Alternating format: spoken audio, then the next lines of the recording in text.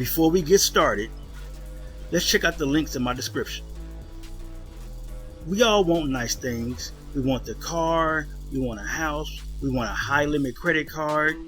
But if you don't have at least a 680 credit score, you're not even in the game. So click this link here to know where you stand and get your free credit scores from all three bureaus. That will be Experian, TransUnion, and Equifax. And also get your reports. If you would like to be free and become financially independent through entrepreneurship, click this link here to be free. If you'd like to get cash back, which is a discount during shopping, please click this link here to see my favorite cashback sites. And if you enjoy the music you hear in the background, please click the link here and subscribe to It's Oasis. Hello everyone, welcome back to Community Wealth. What we're going to talk about today is the EIDL and PPP. As normal, I guess that's the ongoing theme with many of us today, because we're about growth in the small business community.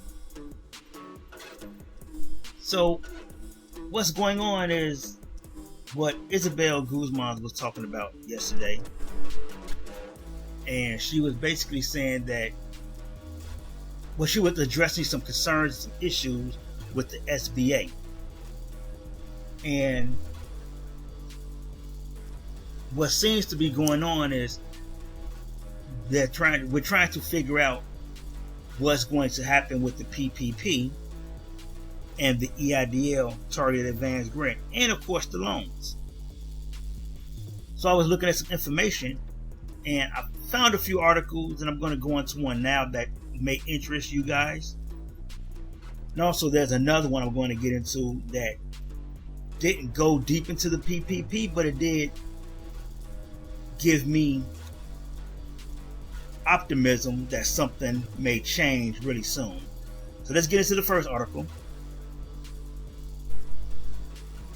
Here's the first article.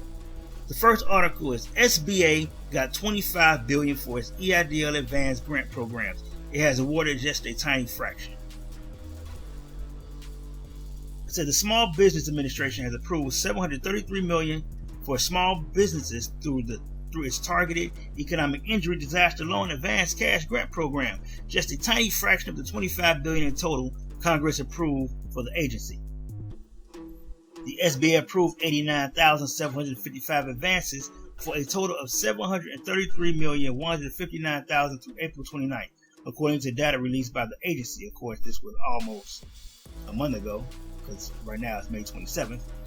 But California got the most with 13,181 advances approved for a total of $107 million, followed by 11,096 approved for a total of $94 million in New York.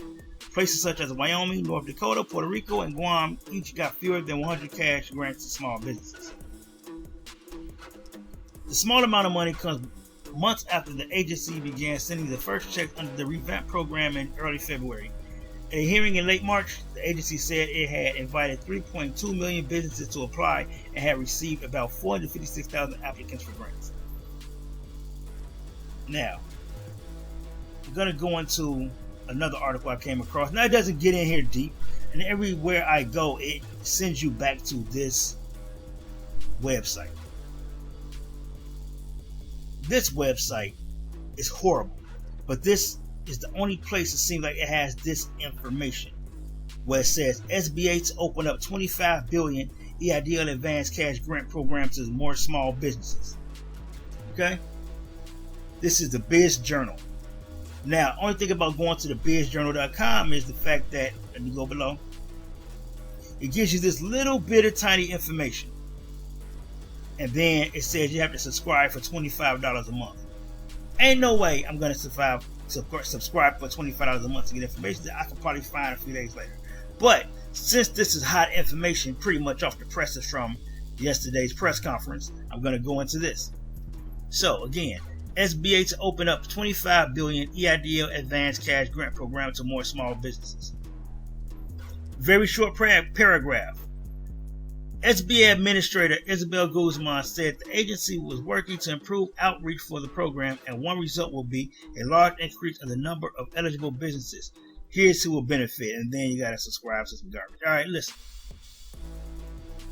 I did some more research here and there, and I got bits and pieces that I could kind of gather together. All right, and what's happening is it looks like they're gonna open it up to more eligible businesses, which means they're going to back off or decrease that situation where it says it has to be 300 employees or less, has to be low income, and you have to have a 30% decrease in income from 2019 to 2020.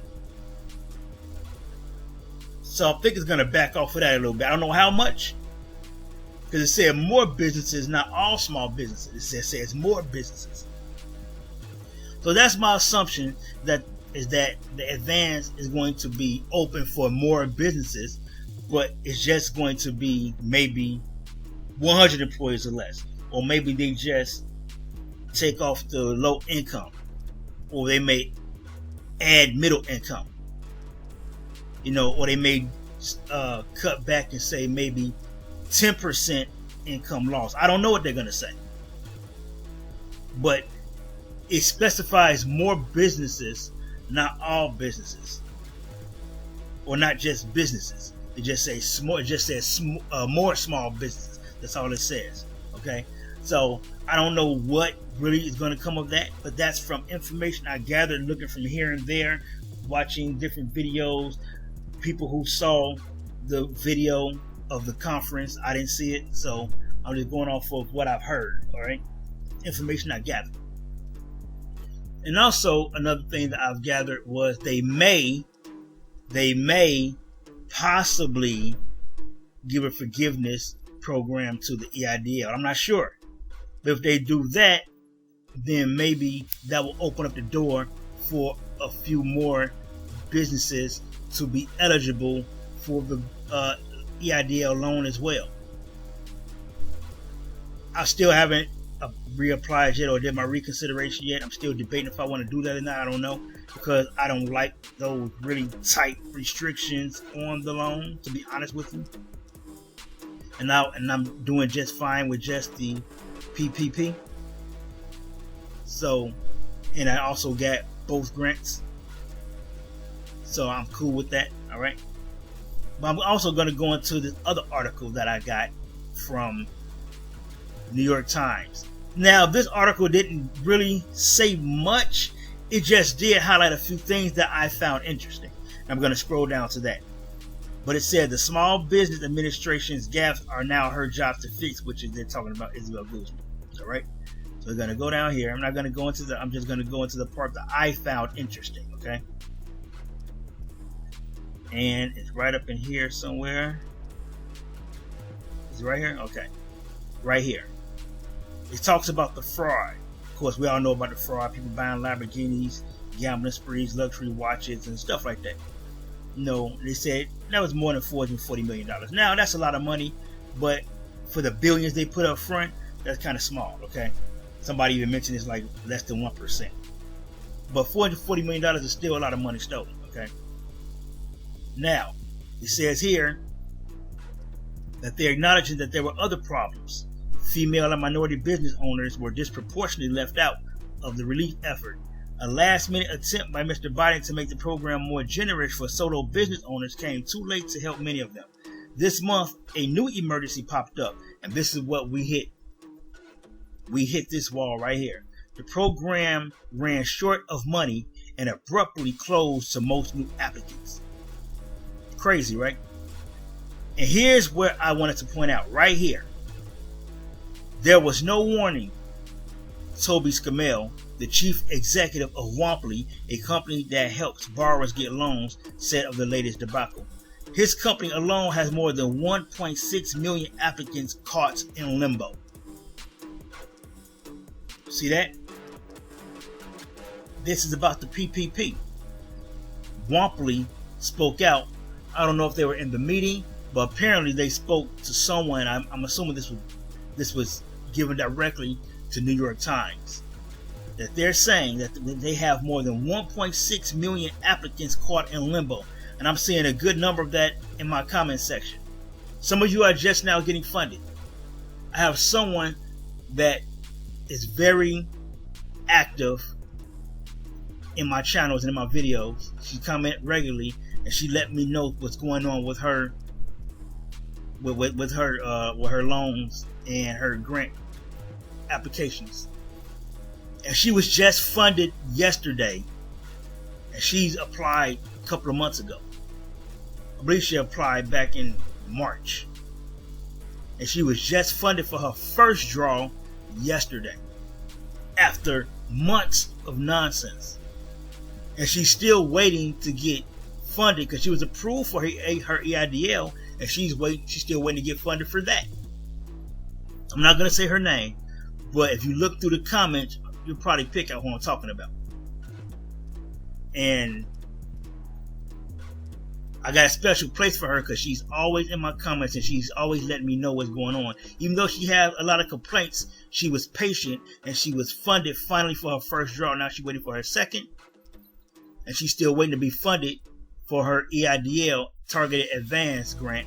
But she's also, even though she didn't get funded yet, she was also just sent the email for the supplemental targeted. So the point is, don't give up. Just stay on top of it, because it will happen.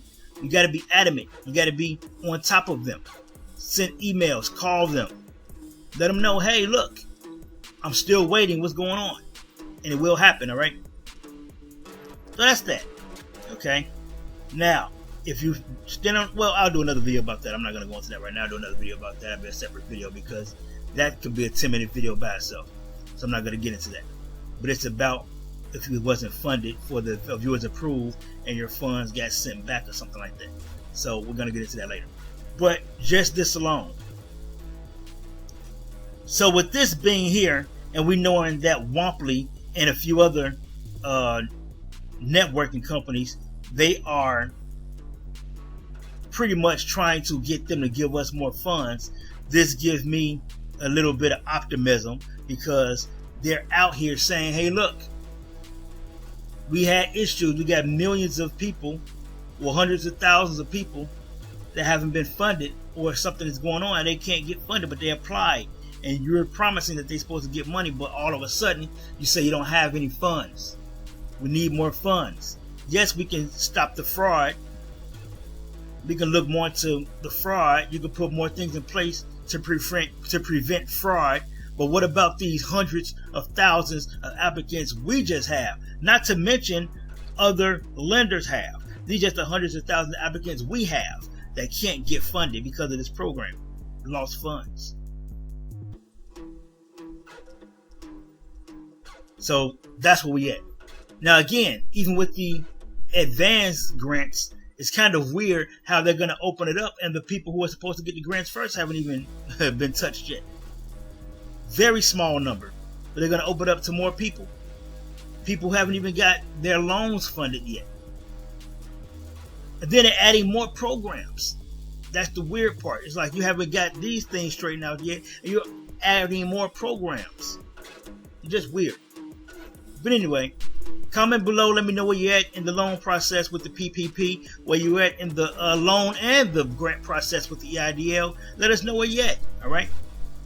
But I'm going to end it on this, as I do with the last few videos. If you haven't been funded by either, don't just settle on that. Get your credit together. Click the credit monitoring link in the description so you can get your 3 FICO scores from all 3 bureaus and your reports. You get it from Equifax, Experian, and TransUnion. All 3 FICO scores. Those are the scores that the lenders use. Get your reports. You know where you're at. So when you get your credit together, you can get funded by anybody. Your bank, credit card companies, loan companies. You can get credit from anybody. You want a mortgage, you got to have your personal stuff together. It don't matter about cash. They want to see what your credit is. And you can have a bunch of cash, and you can, unless you're going to pay for the house cash, which I wouldn't recommend. But unless you're going to pay for the house cash, you're going to need to get a loan. And if you're going to need it, and if you're going to need to get a loan, your credit need to be in order, especially if you want a good rate. The better your credit is, the more cash you have, the faster the loan will go through on top of that. And remember, you want to fund your business. The best way to fund your business is to have access to credit. So get your personal credit together. And then you get your personal credit together. If you're at a 680 or higher, you can transfer into business credit. And that won't even affect your personal credit. And in business credit, you get higher credit limits off the bat. So get your personal credit together. Click the credit monitoring link in the description. Sign up.